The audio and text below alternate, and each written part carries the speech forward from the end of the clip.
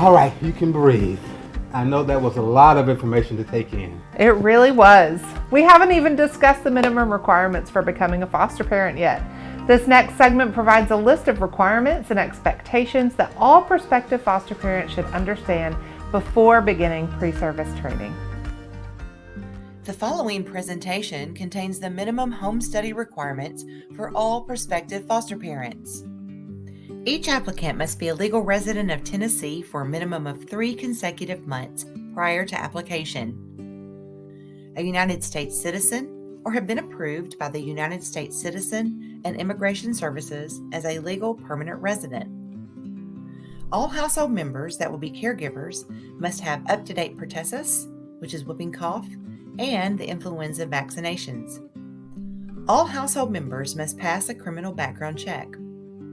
Additionally, applicants must be able to effectively communicate with DCS, the children, healthcare, and service providers. At least one applicant in the home must be able to read. Applicants will provide documentation of sufficient income or resources to meet household needs. All pets must be vaccinated. Applicants and their guests will not smoke, vape, or use other forms of e-cigarettes or smokeless tobacco inside the home or during transportation of a child in foster care. A house, mobile home, housing unit, or apartment must be safe and in reasonable state of repair within community standards. Also with a bed for every child and no more than 2 children sharing a sleeping room. Children 3 and older will not share the bedroom of the foster parents. Applicants are eligible regardless of gender, race, color, or national origin. An applicant that wishes to become a foster parent is expected to participate in the following activities to assist the family in reaching permanency: mentor birth parents, transport children to routine appointments, and participate in child and family team meetings, court hearings, and other meetings. Applicants will be required to submit the following verifications: proof of income and employment, marriage certificate, all divorce decrees, adoption decrees, birth certificates of all members of the household, health records of all household members, references for each applicant, and a completed home safety checklist completed by your home study writer. All approved foster parents are required to complete 15 hours of continued education annually. You will learn more about the home study process later in the training. These requirements may seem never-ending, intrusive even, but remember, DCS is responsible for placing children in safe, stable environments where their needs can be met. If your child was going to stay with a family for an extended amount of time, I can imagine that you would want to know everything possible about that family. Exactly. Ensuring safety is why a home study writer visits our homes and meets with every family member, just like the trainer talks about in the next videos. Showing a graphic with the words Home Study Process. Hey everyone, I'm here today to discuss with you about the foster home approval process. This process is governed with the completion of a home study. The primary purpose of a home study is to ensure that each child is placed in a suitable home and that good matches are made between children and families. Home studies ensure that prospective foster parents can meet health, safety needs, basic needs, and special needs of children. Further, they provide perspective and knowledge of fostering after the completion of 10 Key. Now, let's take a look at what the home study process looks like. First, a home study writer will be assigned to your family, and the home study process begins with the first session of 10 Key. Next comes the scheduling of the home visit. This will take place after the third session of 10 Key. During this visit, the home inspection checklist will be completed as well as interviews. Interviews are conducted with everyone living in the home, including children who reside inside and outside of the home. And at least 2 of those interviews must be held inside of the home. More interviews may be needed depending upon the necessity to follow up and clarify information. After the completion of interviews, the home study writer compiles all of the information and writes the official home study, which could take up to 90 days to complete. Then it will be reviewed and considered for approval. The final step in this process is the review of the home study with the family and obtaining their signatures. Once this is done, you will receive notification of your approval status. Best wishes to you on your foster parent journey. Thank you. As a foster parent, you will receive a monthly board stipend to offset the additional cost for a child being added to your family. Here is one of our trainers to give you more detail. Showing a graphic with the words monthly board payments. Hi, foster parent trainer here to discuss your monthly board payment or reimbursement. Foster parents receive monthly board payments for each child placed in your home, based on age and level of needs for the child. These funds assist in providing for daily expenses, such as food, laundry, hygiene items, and allowance. These are not based on the means of the foster family.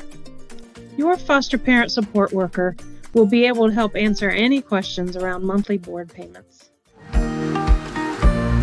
Children often enter care having experienced many painful events that make traditional discipline techniques ineffective.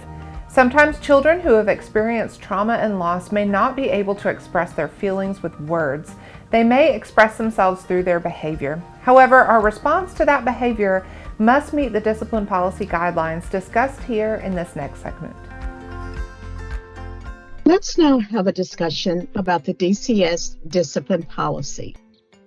When children are placed into DCS custody, often they have endured physical abuse that has left them bruised and broken. Physical punishment, such as yelling, fighting, general chaos, can oftentimes trigger memories of that abuse and ultimately bring out what is known as trauma behaviors. As you know, discipline is a training or a teaching process through which a child develops the self-control, self-reliance, and orderly conduct necessary to assume responsibilities, make daily living decisions, and live according to acceptable levels of social behavior. So let's talk about what is prohibited. What can you not do with a child that is placed in your home from DCS? You cannot use corporal punishment, spanking, hitting, shoving, slapping, or any use of hands or objects to punish, or even hitting the top of a child's hand, such as typically done with children who are toddlers. Cruel and unusual punishment, like making a child hold a position for hours, such as their arms extended, or squatting, or washing out a child's mouth with soap or hot sauce. The assignment of excessive or inappropriate work, the proverbial chores that never come to an end, such as cleaning floors with a toothbrush, or several hours of chores, or picking up in the yard for hours on end. The denial of meals and daily needs being met. Remember, our children often come from food-impoverished environments. So the refusal to provide food or water, or not allow bathroom usage, or locking the refrigerator is also prohibited. Verbal abuse, ridicule, or humiliation. Telling the child they're stupid, crazy, or lazy, or that their parents are drug addicts or abusers, or talking about the child to others in front of the child. Permitting another child to punish a child, allowing a birth child or a sibling to take on this punishment task. Chemical, physical, or mechanical restraints are also prohibited. A chemical restraint is defined as any drug that is used for inappropriate discipline and not required to treat the medical symptoms such as Benadryl, increased dosage of psychotropic medication, or sleeping aids.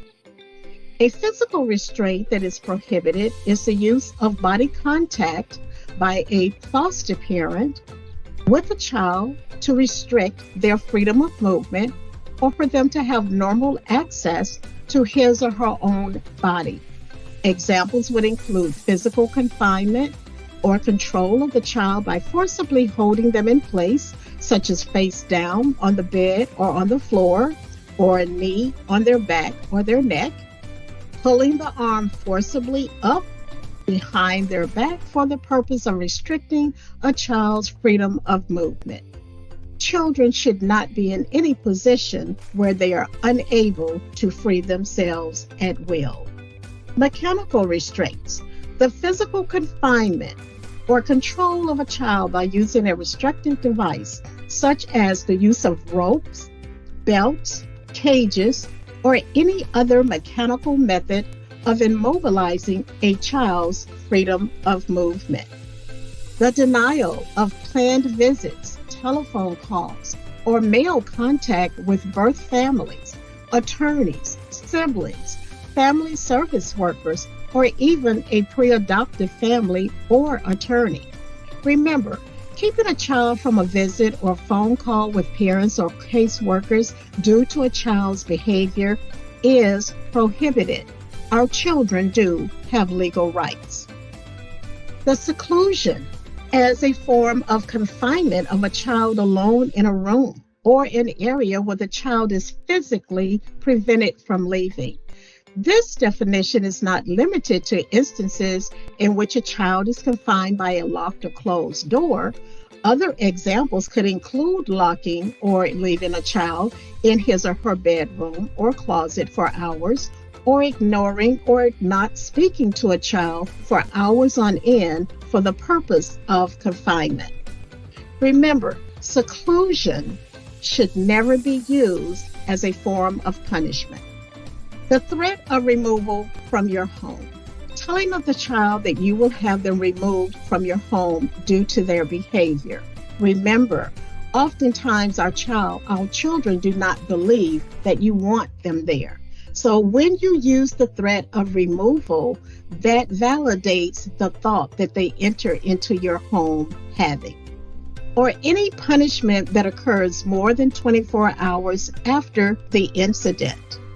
Remember, discipline should involve calm, consistent, and repetitive instruction that allows the child to feel safe, supported, and empowered to learn.